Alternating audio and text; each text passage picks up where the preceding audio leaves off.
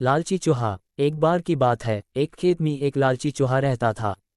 एक दिन लालची चूहे को मकई से भरी एक टोकरी देखी, जिसे देखकर उसके मन में लालच आ गया और उससे मकई खाने की इच्छा हुई।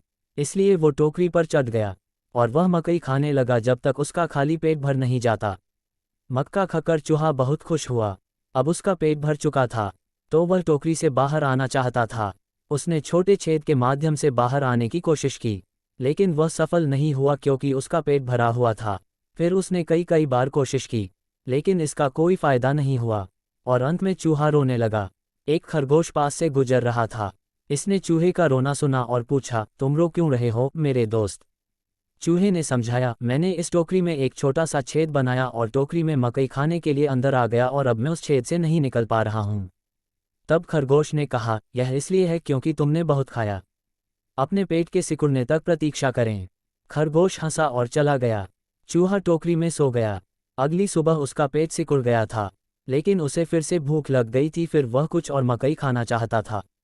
भूख के मारे वह टोकरी से बाहर निकलने के बारे में सब भूल गया।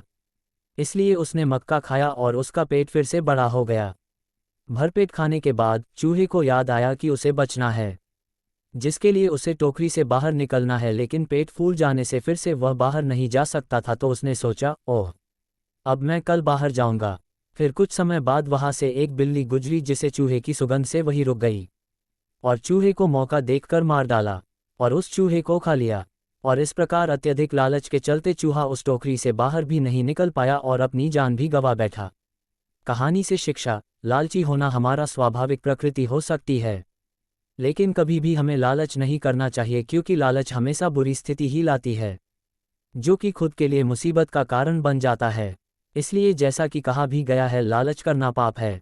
इसलिए इस कहानी से हमें यही शिक्षा मिलती है कि कभी भी लालच नहीं करना चाहिए।